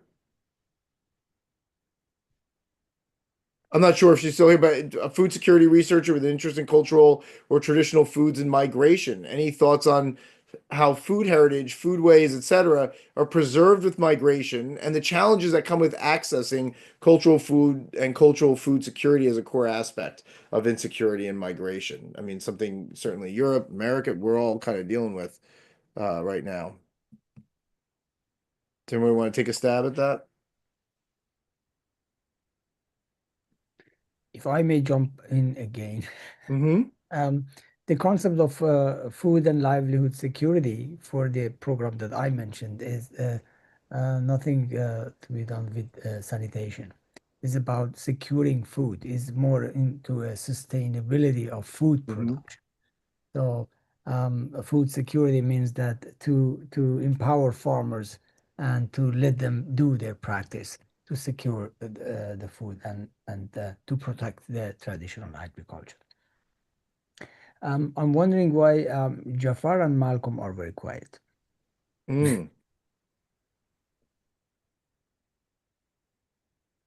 You're hungry. I can respond to the question about how food traditions are preserved. What happens to food traditions in migration? Because there are a lot of studies of that in the U.S., which is obviously a nation made up of immigrants. So lots of case studies. And, you know, part of what we see is that migration forces people to recognize what parts of their past do they want to preserve and what those parts might mean. You know, so migration itself creates this context in which people are thinking about heritage through food, you know, whereas normally they wouldn't be. You know, they would be thinking of food in terms of it tastes good or it's what's available, and it becomes a heritage food. You know, but also the exact context, the geographic, historical, social context in which that migration lands affects which foods are being chosen and then how people are thinking of them. You know, so we find if someone comes to the US and they land in Los Angeles, they have access to ingredients that they do not have if they land somewhere in South Dakota. You know, and so the lack of ingredients makes them aware this is something that I need. Whereas if it's easily available, they're not thinking about it. You know, so we see kind of the consciousness around conceptualizing what foods can represent heritage, as well as what that heritage is. Sure. Are shifted incredibly. But we also find there are several cases where, you know, where recipes have been preserved. And, you know, because part of what ethnicity does, you know, when someone shifts to living within a larger culture that emphasizes that their culture is not part of the mainstream, they then hold on to, they canonize those recipes and they become static. So part of what's been happening, Scandinavian countries are actually coming to the US, to the northern part of the Midwest, and studying some of their older traditions, you know, that have died out, like in Denmark, for example, but they're being preserved by ethnic communities, Danish American communities, and North Dakota. So, you know, so we see this kind of the staticness being, you know, being presented onto these foods, or the foods become static, but at the same time, people are aware of their potential as representing heritage. I think in Europe is very different. There's so much more reluctance to integrate migrant, let's say, contributions in their cuisines, which are so already, let's say, for them well-shaped, so which has strong narratives. So it's very difficult. The migrants are mostly invisibilized or celebrated as another, no? Or really, when you see a festival, it's a World Food Festival, you know, or Refugees Festival, but there is little room for recognizing the actual contribution of migration through history in the, let's say, national cuisines, European national cuisines. Very different. Yeah, and one thing too we haven't talked about, but there's a biological aspect as well. My colleague that I co-teach sustainable food systems class, she also wrote this in the handbook, studies the gut microbiome and immigrants when they move from one place to another. I mean, we have to remember that your whole body, your gut changes and needs time to adjust. And so there's also, it's kind of interesting as a cultural anthropologist to start thinking about that biology and say, it's a lot of narrative, it's a lot of like memory and nostalgia and holding on to identity, but it's literally also, at least for a little bit of the time, it's literally biologically and chemically who you are, and it's very, you have to, there's time to adjust for that as well. I want to chime in, in these different immigrant communities, that families are combining inherited recipes with supermarket products, and they're constantly adapting those traditional recipes, and so they evolve. The way that Deborah Castillo, who's studied a lot of women's kitchens, Blanca, you've probably read her publications,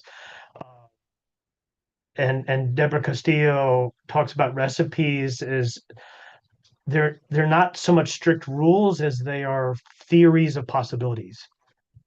With folks constantly swapping ingredients, adjusting their techniques, and reinterpreting what counts as real home food.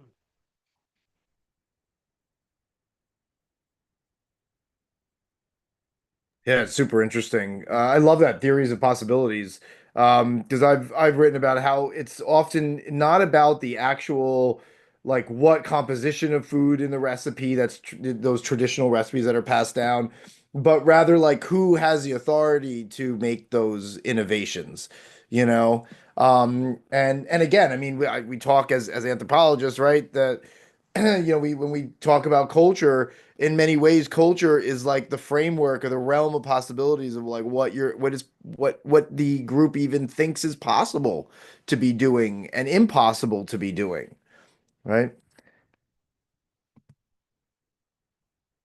Yeah, yeah. I'm sorry, did Jafar or Malcolm have something that was going to be said? I'm sorry, we probably passed over that, but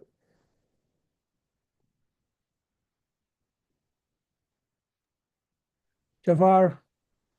I think Malcolm goes first. Okay. Why doesn't Jafar just finalize the whole thing? Leave me. It's nearly 2 o'clock in the morning. I know you got to go to sleep. Thank you for zooming in. I'm getting too old for this. Okay. So Sure, with no problem. thanks, man. If I want to categorize this webinar, one phrase would do: food for thought, and in both sense of the food, in tangible sense and intangible sense. Looking through the eyes of tourism, I know you were not looking through the eyes of tourism, you were looking through the eyes of culture, glass of culture. Food is truly central in tourism culture. I give a personal sample of one example myself, being the sample. I worked in 4 different hotels at the reception desk in 3 different countries. And the most typical question asked me was, where do I go for local food? It was the most typical question asked. So that tells you how central food and restaurant is. We talk about transmission and transformation of food. That's also a very interesting point. I can't cover everything. We don't have time. For the transmission and transformation, I can picture myself on the Silk Road, beginning from China, coming all the way to Central Asia, coming to Afghanistan, Iran, Turkey, going to Europe, and take a dish in China and see how it is transformed as it moves to the West. The same thing with the music. Take a Chinese instrument and see how this travels across the Silk Road, coming all the way to Italy, which is supposedly the end of the Silk Road. So this transmission is very, very important. Transformation and transmission is very, very important. Recipes, of course, are changed. I think Michael was talking about recipes being changed, but transformation of the recipes is also important. Finally, I've written 3 pages of notes, but the webinar has been already too long. If you were tourism persons, you would have talked about hospitality as well. Nobody talked about hospitality, but hospitality is really the core of tourism. Each nation is proud of their hospitality. And whenever you mention hospitality, food is in the center. So in a way, food defines hospitality. And every nation, look at their brochures, they consider themselves to be the most hospitable society, and it's expressed in the form of food. And as a sort of anecdote, interesting for most of you being anthropologists, sociologists, going back to my own beginning, when I was a tour guide for 3 years, I had a very special guest whom I didn't know who he was. And you will be envious when I tell you who this person was. Margaret Mead.